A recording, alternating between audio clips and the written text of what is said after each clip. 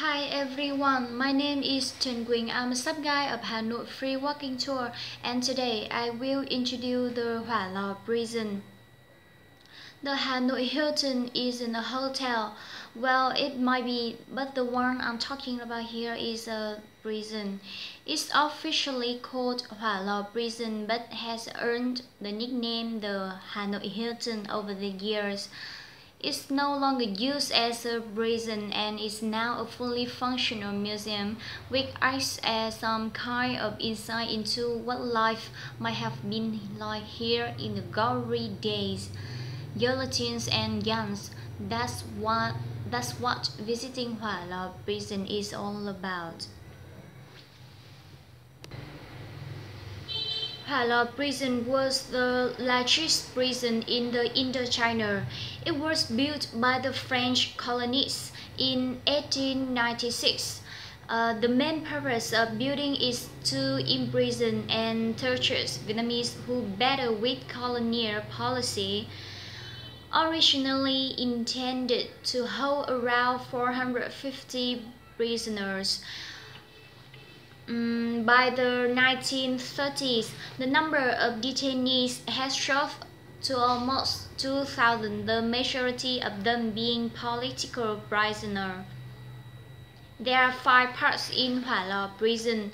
At the beginning, we can see Phu Khánh village display. There used to be an old village here.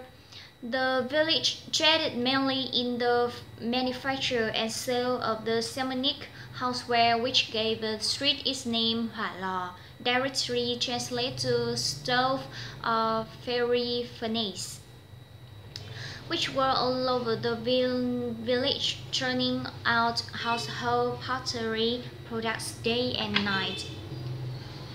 The French colonists built it on this land, therefore another name the locals often call Hỏa Lò Prison. The French governors ordered to build an unbreakable prison. When it completed, Hỏa Lò became one of the most solid architecture and the branch of French governor in Indochina. They used the yellow bricks with extra thickness. The surrounded wall was built by steel rods and stone that was 4 meters high and 0.5 meters thick. It topped with bright pieces of broken glass and bare wire without any glass and not covered by anything, was connected to high voltage electricity. All locks, doors and windows were imported from France. In addition, all jails that were infamous for their cruelty were carefully collected from other prisons. The main part of the museum concentrates on the French history in Vietnam. Yes, it was the Vietnamese struggle for independence from the French, which came along before the American War, also known as Vietnam War, and it was the American that coined the name the Hanoi Hilton, a complete irony on this sad building complex, which was the home of thousands of prisoners, some of whom were killed within its compounds. Also on display is part of the old narrow. More than 100 prisoners escaped in August 1945. A smaller section of the museum is devoted to the American period and, predictably enough, constrains to show how well U.S. prisoners fared in contrast to the brutality shown to the Vietnamese by the French. How can you image the living condition in unbreakable prison? It is easy to die, but hard to live. There were about 25 to 30 of prisoners in one room. They were fed of rotten rice, stunted undeveloped vegetables, rotten dry fish, and rarely with tough buffalo and also meat. They just have 15 minutes every day for work and bath. All of them had to stand naked around a well built in the center of the yard and pour water very quickly onto their body while the guards and jailers watched them.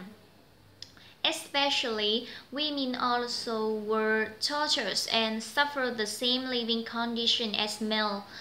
While prison is called hell on the earth, not only by its living condition but also by its hundreds kinds of tortures, such as hanging prisoners up or down for beating, electric shock at their head or heart, beating prisoners, whip-boxing, stop prisoners' body with gloves, shock with gas and burn, putting prisoners into an empty tank and beat from the outside, which made their hearing and nerves seriously damaged.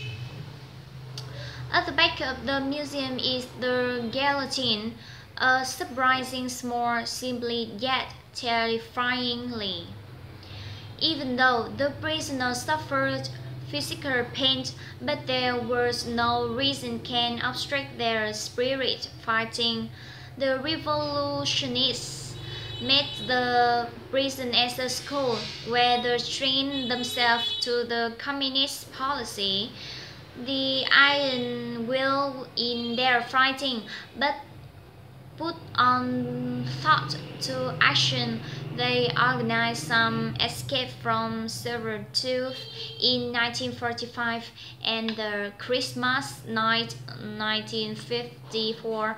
After the wartime, Vietnamese government still used this prison for the criminal prisoners. Nowadays, only a few cells of the original building were remain and restored into the prison museum as a memorial of Vietnamese patriots. The war pace but while still survive as a historical evidence of patriotism, spirit fighting, war is pain, loss, and scarified, and it is also the valuable lesson about aspiration of peace. And it is end of my report. Thank you for listening and watching.